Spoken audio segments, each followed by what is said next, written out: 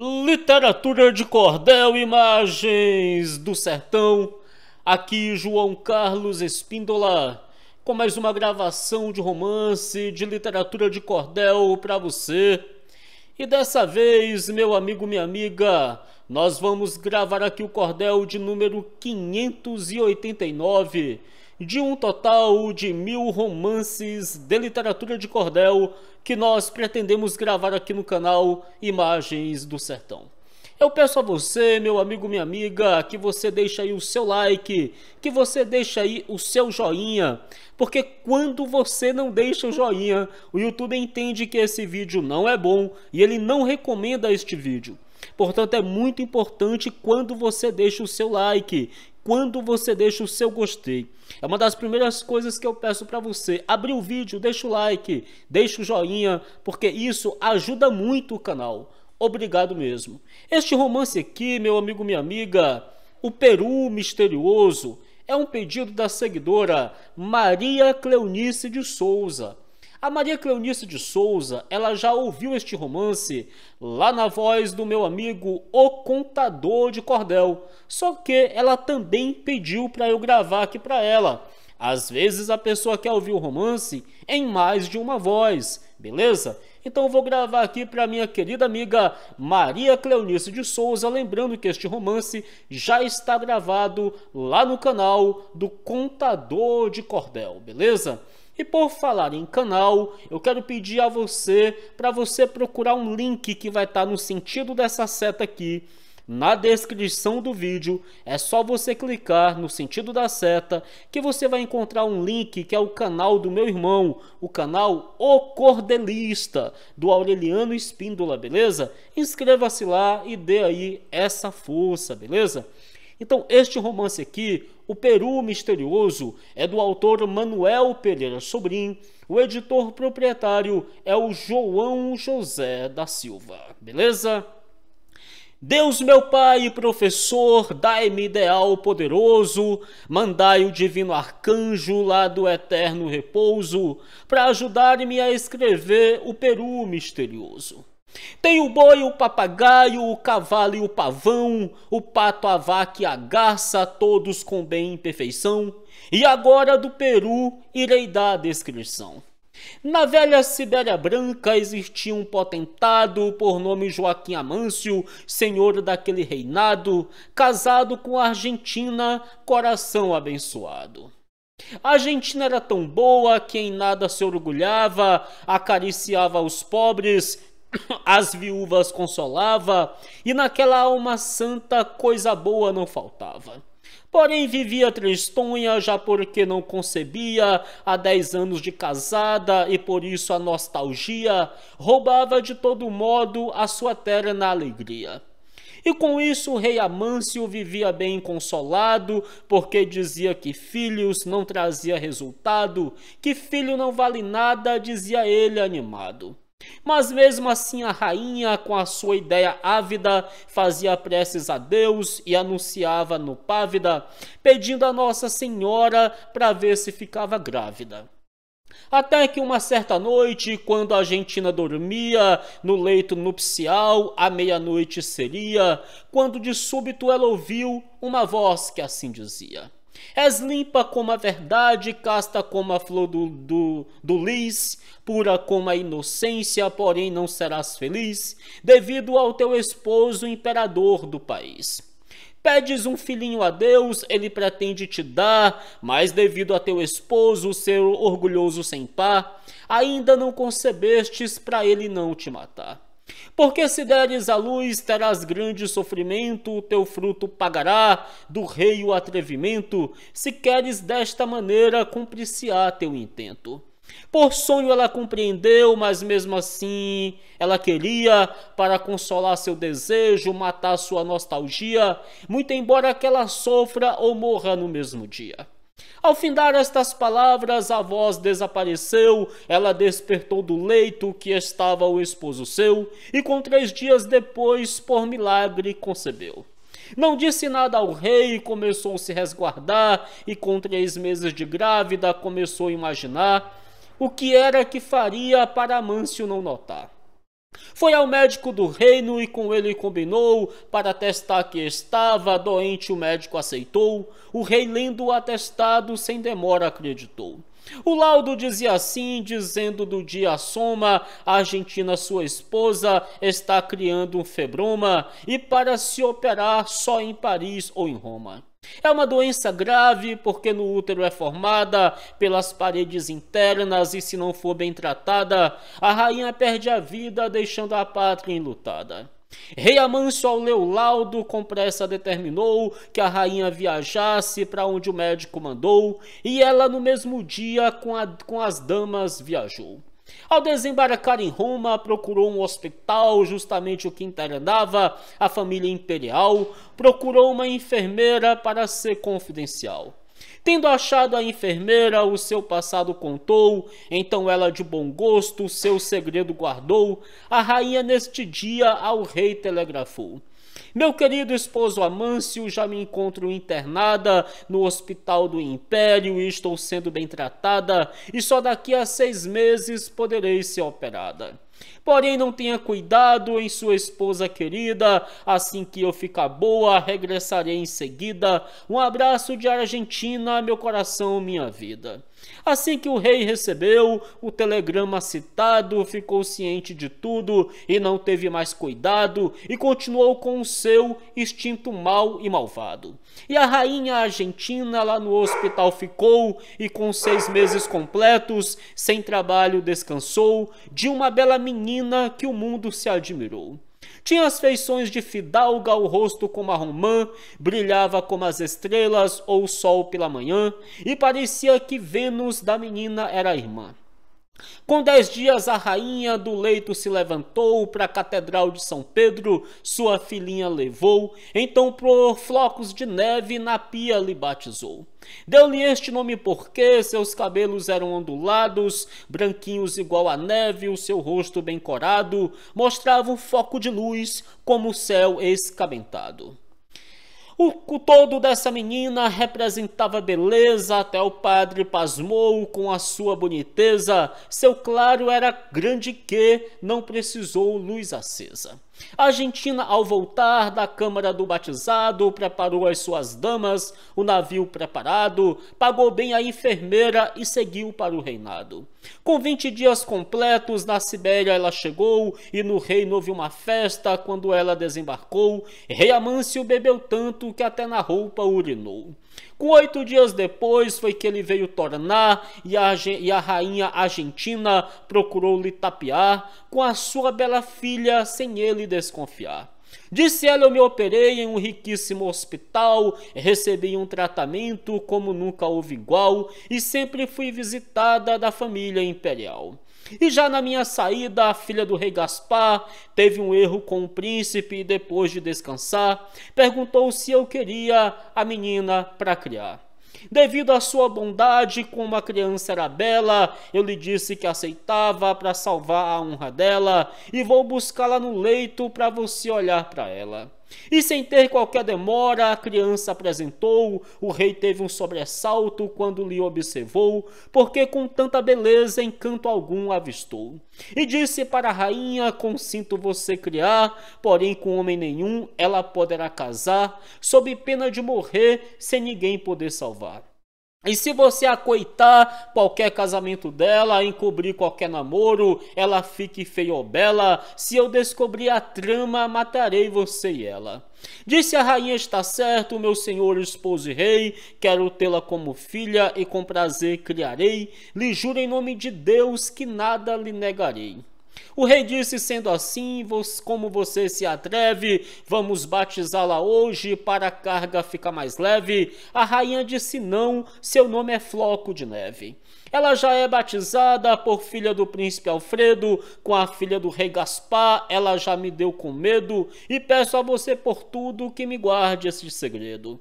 O rei lhe disse: está bem, e ficou bem conformado, sendo ela filha dele, mas ele estava enganado, pois o plano da rainha deu o melhor resultado. A bela Flocos de Neve, com 1 ano estava andando, com 2 anos já falava, com 4 estava estudando, à proporção que crescia, a beleza ia aumentando. Ao completar 12 anos, tinha todos os sinais de uma mulher bonita nos modos materiais, já por imitar um anjo das regiões divinais. Chama a rainha mãe, mas o rei não aceitava ela lhe chamar de pai, nem a rainha contava que ela era sua filha porque ele lhe matava. A bela Flocos de Neve era muito cortejada por príncipe de todo mundo, porém estava avisada que de maneira nenhuma poderia ser casada. O rei, como não sabia que ela era filha dele, então com o mau instinto do mundo morava nele, fez um plano para a moça, mesmo à força, amar a ele. E chamou a sua esposa, disse, vai me levar uma mensagem na Grécia que eu tenho por quem mandar, porém somente em você eu poderei confiar. O rei lá é meu irmão e eu preciso avisá-lo que Pedro Susa Romão, um seu antigo vassalo, desde que no fim do mês ia na Grécia matá-lo. Eu ontem estava em Moscou, quando vi ele chegar, como não me conhecia, começou a conversar, e este triste segredo me revelou sem pensar. Eu nada pude fazer, que lá é outra nação, o rei de lá é seu primo, então por esta razão, eu quero que você vá avisar ao meu irmão. Eu sei que esta missão a fazer você se atreve, vá com o navio possante, chegue lá e volte breve, e deixe a coroa entregue a linda Flocos de Neve. A rainha que estava do seu plano inocente e por ser boa senhora, honesta e obediente, disse que ia à viagem e se preparou urgente. Passou a sua coroa, a linda Flocos de Neve, e seguiu para Atenas, dizendo a ela até breve, para levar a mensagem como um guerreiro se atreve. Quando a rainha saiu, sentiu uma sensação, à noite no camarote, numa certa elevação, por sonho viu claramente a filha do coração. E no sonho ouvia ela dizer, ô mamãe amada, o seu esposo me fez a mais horrenda cilada, estou presa para ser morta porque não sou depravada. Ele quis me macular, porém eu não aceitei, estou presa sem conforto, coisa que nunca pensei, adeus até outra vida que desta vez morrerei. A rainha despertou desta triste elevação, parecendo ver a filha, fazendo a exclamação, aperreou-se, mas disse, o sonho é uma ilusão. Com a alma constrangida para Atenas viajou, levando a triste mensagem que seu marido inventou. Voltamos agora ao reino para ver o que se passou. Assim que o rei ficou só, fez um plano de repente para pegar Flocos de Neve e a deflorar urgente, sem a rainha saber, já por estar inocente. A noite fez-se doente, ela ao seu quarto chamou, nessa noite no palácio uma dama não ficou, ela foi lhe atender porque de nada esperou. Se já era há 12 anos naquela casa criada, como filha da rainha e pelo rei respeitada, ela não sabia que era a sua filha amada. Quando ela entrou no quarto, o rei Amâncio levantou-se, trancou as portas ligeiro, com ela logo abraçou-se, pois queria maculá-la, fosse de qual forma fosse. Ela disse, rei bom rei, respeite minha mãezinha, eu fiquei no lugar dela, com coroa de rainha, porém a rainha é ela, e eu sou a sua filhinha. Não me faça esta miséria, tenha de mim compaixão, sou uma donzela virgem, tenho uso de razão, mereço ser respeitada pelo chefe da nação. Qual há respeito, qual nada, sua mãe é concubina, você nunca pertenceu à minha esposa argentina, você é italiana conforme a lei determina. Eu vou dormir com você queira, quer não, aqui não tem um vivente que ouça esta exclamação, ou você faz o que quero ou vai para o frio chão. Flocos de Neve lhe disse, não farei nem sepultada, não me sujeito ao Senhor, terei que morrer honrada, porque a mulher sem honra no mundo não vale nada. E o homem de conceito, de critério e de valia, não deturpa a honra alheia, a não ser por simpatia, porém sendo pela força é a maior covardia. O rei disse: é isto mesmo, eu não vou lhe deturpar, porém amanhã cedinho mandarei lhe fuzilar, de um modo que você não poderá se salvar. Aí deu um grande grito, numa sineta tocou, alarmou todo o palácio, a sua guarda chegou, bateu na porta do quarto, ele abriu e explicou: levem esta miserável que veio aqui me matar, eu estava aqui dormindo, ela conseguiu entrar, com um revólver na mão para me exterminar. Eu sonhei que ela entrava, neste momento acordei, e ela de arma em punho, perto da cama avistei, ligeiro tomei-lhe a arma e em seguida alarmei. Flocos de Neve ainda quis dar qualquer explicação, mas a guarda não deixou, levou-a de supetão, no lado esquerdo do prédio botou-a numa prisão. O rei sentou-se na mesa, logo a sentença lavrou, pela seguinte maneira, do modo que planejou, se o espírito não me engana, foi aí que decretou. Sibéria, 20 de julho de 830, o imperador decreta, coisa que ninguém desminta, sobre a tal Flocos de Neve e a rainha consinta. Às 12 horas da noite, ela no meu quarto entrou, armada com um revólver, a guarda testemunhou, por uma felicidade meu espírito me avisou. Despertei imediato e ela estava encostada, mas nos aposentos reais para fazer-me a cilada, dei um pulo e peguei ela, a guarda fiz alarmada.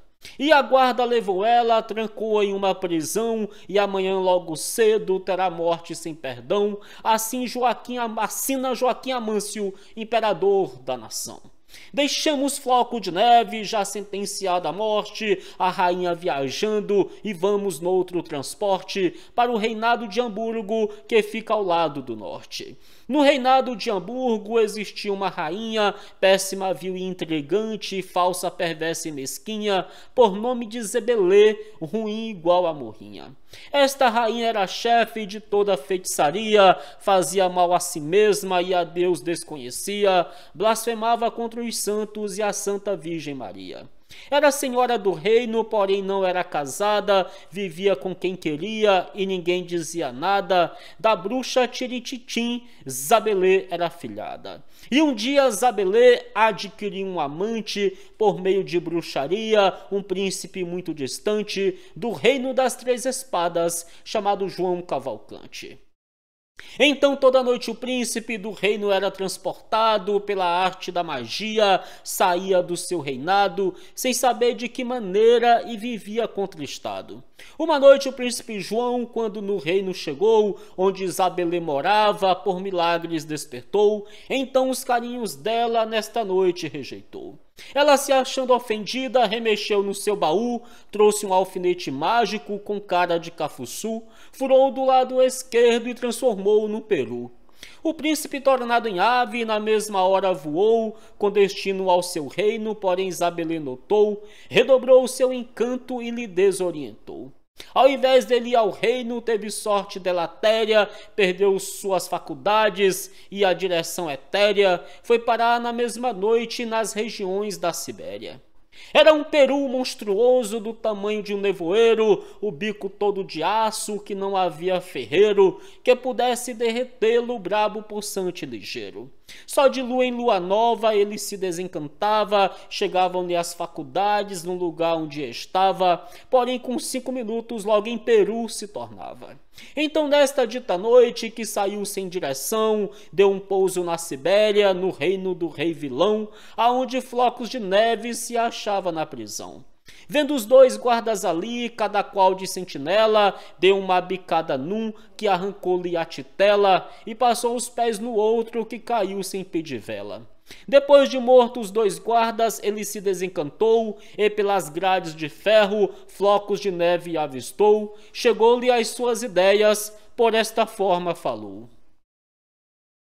Responde quem está aí no mais completo abandono, se és rainha ou escrava ou é herdeira do trono, mas que Flocos de Neve tinha pegado no sono. E nessa hora sonhava que alguém tinha chegado para tirar-lhe da prisão. Despertou de mudado, porém o príncipe já tinha em peru se transformado.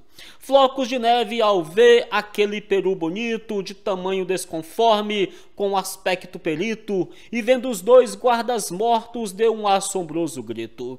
O peru se assustou com aquela arrumação, pulou para tomar voo, porém bateu no portão, e na peitada que deu, desmantelou a prisão. E saiu voando baixo para uma mata que tinha. A pobre Flocos de Neve, ao ver que lhe convinha fugir daquela montanha, saiu vagando sozinha. Sabendo que se ficasse não conseguia provar a sua terna inocência, resolveu a desertar, à busca da mata fria que viu o peru voar.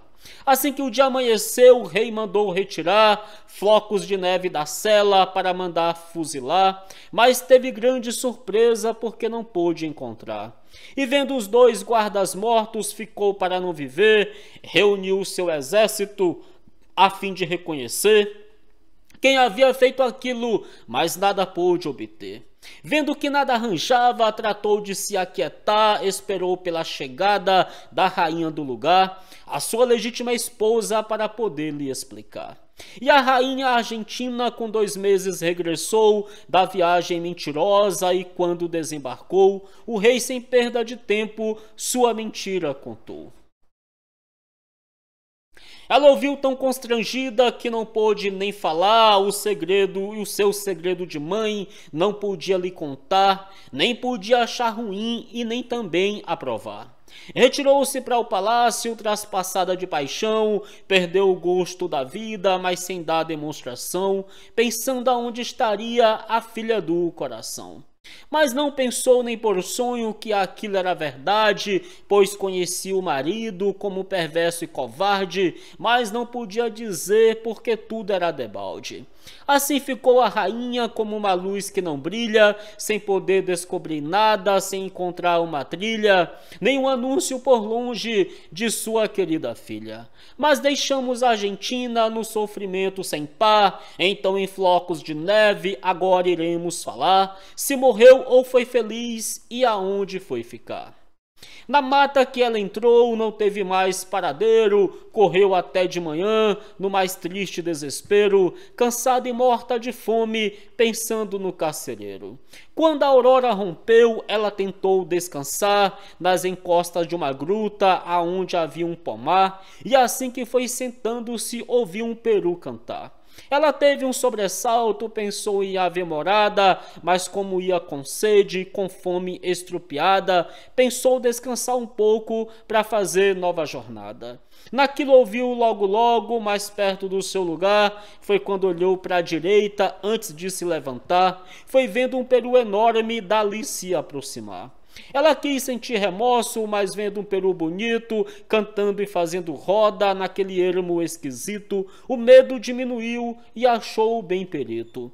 O peru chegou-se a ela, fazendo roda e cantando, como quem faz um carinho, e ela ali observando, se levantou e saiu, e ele lhe acompanhando. Na frente achou uma fonte, encontrou água e bebeu, o peru ali por perto, ela lhe reconheceu, até olhou para ele e assim lhe respondeu: Peru, meu peru amado, porque foste me soltar? Quem és tu, peru bonito, procuras me auxiliar, que eu estou aqui perdida para nunca mais voltar.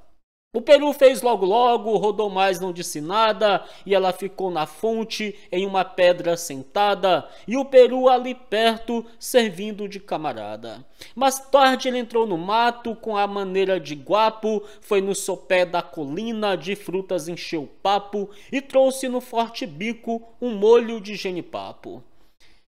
Nos pés de Flocos de Neve, o genipapos botou, depois olhou para ela, bem satisfeito rodou, fez logo e saiu, e mais adiante ficou. Flocos de Neve pegou os genipapos e comeu, foi à fonte, tomou água, ao peru agradeceu, deitou-se sobre umas folhas, ali mesmo adormeceu. O peru se aproximou e ficou de sentinela, ela deitada nas folhas e ele olhando para ela, não rodou nem cantou mais, ali com cuidado nela. Com poucos instantes o mundo de momento se turbou, baixou uma nuvem branca e logo relampeou, trovejou no mesmo instante e grande chuva derramou. O peru se aproximou de onde estava a donzela, abriu suas duas asas, sem demora cobriu ela, para livrá-la da chuva, cobria como uma tela. E enorme rolo d'água de uma montanha descia, enquanto o peru velava, flocos de neve dormia, debaixo das asas dele, no monte de folha fria. Deste modo anoiteceu, numa chuva mais pesada, flocos de neve dormindo, porque estava enfadada, mas nas asas do peru estava bem abrigada. Quando a aurora rompeu, a grande chuva passou, e a água que descia, neste momento escoou, o sol nasceu no levante, flocos de neve acordou. Vendo o peru ao seu lado, arrodeado de fruto, ela deitada nas folhas, porém o chão estava enxuto, pensou como não molhou-se naquele local tão bruto. O peru nada dizia, porém não sabia falar, só dizia logo logo, e começou a rodar, e flocos de neve ali, sem ter para quem apelar. O peru todo momento, perto da moça rodava, dava seu cântico estridente, ia na mata e tirava, genipapos e trazia e perto dela botava. Ela comia com calma e depois na fonte ia, tomava água com gosto, quando se satisfazia, lá no seu colchão de folhas ia deitar-se e dormia. À noite o peru chegava, com as asas lhe cobria, e velava a noite toda, enquanto a moça dormia, livre de chuva e sereno, pois o peru o defendia. Flocos de neve lutava para lhe desencantar, mas ele nada dizia, como havia começar, e assim ficaram os dois naquele triste penar. Pelo bico do peru, pequena baba descia, se batesse numa árvore, ela logo emurchecia, e no corpo de um vivente, sem querer, ele dormia. Por isto, na hora que o peru desencantava, no espaço de uma hora, a moça não despertava, que a baba havia caído no leito que ela estava. O peru sabia que ela era uma donzela, quando se desencantava, chamava muito por ela, mas ela não despertava, ele não tocava nela. Se encantava novamente, sem ela nada notar, lhe cobria com as asas, deixava ela ressonar. Assim o pobre peru não podia se salvar. Só 12 horas depois, flocos de neve acordava, via o peru ao seu lado, porém nada suspeitava, comia apenas as frutas que o peru lhe ofertava. Agora vamos saber o meio que ela achou, e ao seu peru amigo um dia desencantou, e com pompas de rainha, certo dia se casou. Certa noite, ela dormindo, uma voz assim dizia: você é muito atrevida e com quem tem simpatia, há um príncipe que existe nesta montanha sombria. E se você penetrar com este seu desacato, eu terei que lhe fazer o mais enorme maltrato. Não facilite comigo, porque eu venho e lhe mato.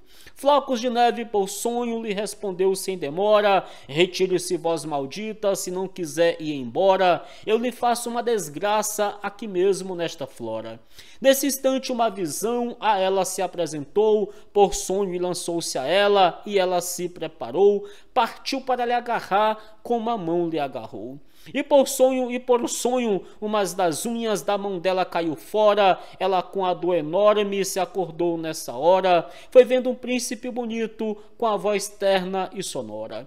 Querida, lhe disse ele, a sua mão arrancou, um alfinete que uma bruxa em meu braço cravou, não sei por que a maneira você me desencantou.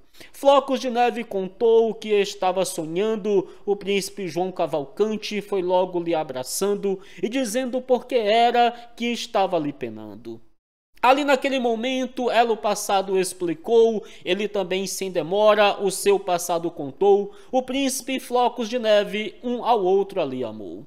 Então no dia seguinte, sem demora viajaram para o reino das três espadas e assim que lá chegaram, receberam o casamento e logo se coroaram. Zabelê estava morta, nada podia fazer, o príncipe João Cavalcante disse eu quero conhecer, Rei Amâncio e Argentina, para poder ter prazer.